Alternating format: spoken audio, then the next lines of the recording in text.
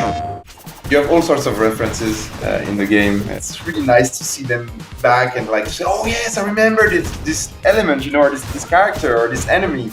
Oh, speaking of the knucklehead there, that is a classic toy from my youth. That's something we never saw in any of the games. Something that we remember the toys, but haven't seen them as enemies. So it's something new. We have some nice surprises for the players.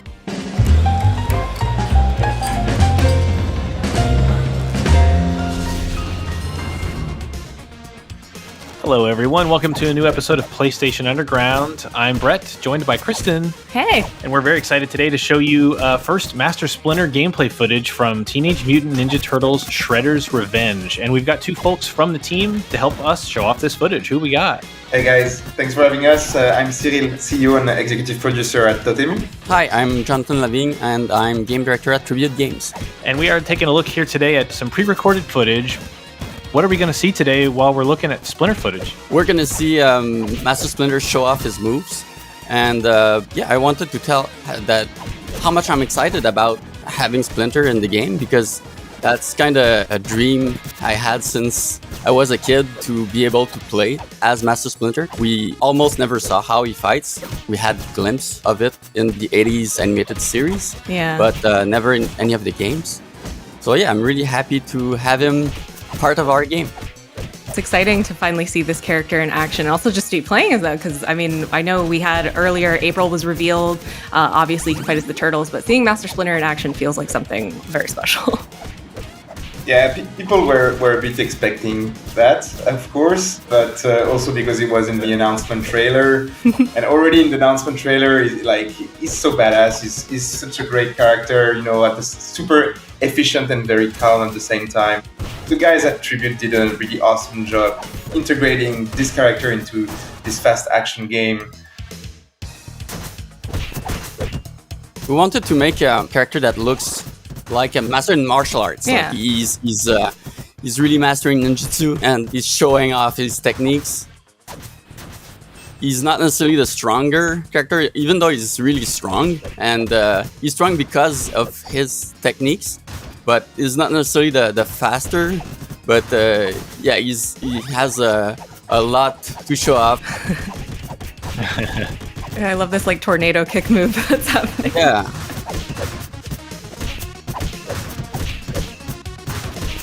The animation, the pixel art, everything feels like such a callback to the bright, colorful 80s era. What was some of the inspiration that you guys took when creating some of these levels?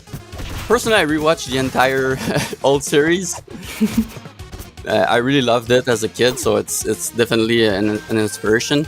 We also all played the arcade games as well. Of course. So we really wanted the game to be as faithful as possible to those memories we had as a kid playing those games. Yeah. You can see it with the visual style of the game. It's really close to the old series. The backgrounds almost look hand painted, even though it's pixel art. And the character sprites also very close to the character of the series. Mm-hmm. So yeah, that's what we were aiming for. We're going to jump ahead here a little bit and take a look at footage with three players. We got Don and Raph joining. But again, you can just see all these beautiful animation touches and throwing the characters at the screen, also right out of the arcade game, the second one. A lot of cool homages there. And I loved, there was one quick move that Splinter did where he actually bites with his mouth. And I don't know if this is an intentional reference, but I remember that bite from the opening to the 80s cartoon when he's chopping all of the wood blocks and he goes left and right, front and back, and then you're like, how's he going to get the one in front? And chomp bites the block in front. Yeah, that move isn't there, actually, so it's something that I'm sure people will be glad to see. Is that a Genghis Frog reference on the standee? Yeah, the punk frogs are in the game. That's really cool.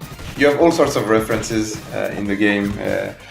It's really a pleasure to revisit because, unlike Jonathan, I didn't rewatch the whole series on my side, but so I forgot some elements, and it's really nice to see them back and say, oh yes, I remember this element, or this character or this enemy. Speaking of the knucklehead there, that is a classic toy from my youth. Exactly. That's something we never saw in any of the games as well. It's something that we remember the toys, but not haven't seen them as enemies. So it's something new. We have some stuff like that, some nice surprises for the players. We have a lot of fan service, like stuff that people will be glad to see again, or like Cyril mentioned, call back to the series and hints here and there to earlier stuff. But we also have new stuff that was never seen in video game form.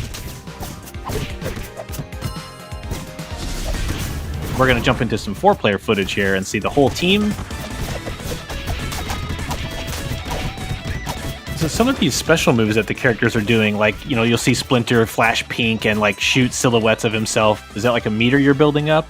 The player character build up a special move bar.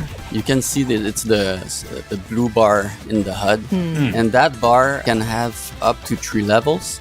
And when you have 1 level filled up, you can use it to do a special attack. There are 3 different special attacks that each of the players can do. When it's entirely filled up, the 3rd level, you can use it to do 3 different special attacks, or you can empty the entire bar in one go and activate the radical mode, and the player character becomes in the zone and becomes stronger for a little while. So yeah, that's what it's about. Love it. Yeah, they're facing like an onslaught here. Yeah, lots of Foot Clan robots getting it. So when you pick a character, are there like gameplay differences between them? Like, you know, pros and cons to picking, or is it more like, hey, Mike's my favorite, so I'm going Mikey all the time? Or is there a case where maybe I should play April because she brings this to a 4-player setup? They all have differences. They have differences in speed and strength and length, and we try to balance all of it as well as possible so that you're not at the disadvantage when you pick your favorite character. But we also didn't want to have like huge differences that will completely change the pacing of the game. Yeah. We wanted all characters to be fast enough and be strong enough to keep the fast pacing of the game. Because as you can see, it's not a slow beat 'em up. It's not like a beat 'em up in which you have to be super methodical. It's more like really about crowd control and about fast pace. Yeah. Man, just so many enemies on screen. It's great. I know. I love it. I love the back and forth. Yeah, and multiplayer, it gets crazy. And just racking up the combos, too. And of course, it would not be a Turtles beat 'em up without some Rocksteady. Yeah, they're all there.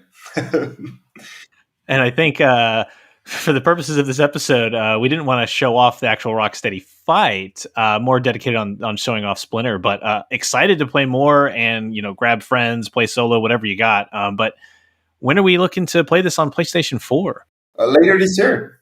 I'm very excited. Thank you again for joining us and for sharing this footage with us. Looks great. Thanks for watching and see you soon. Thank you. Thanks.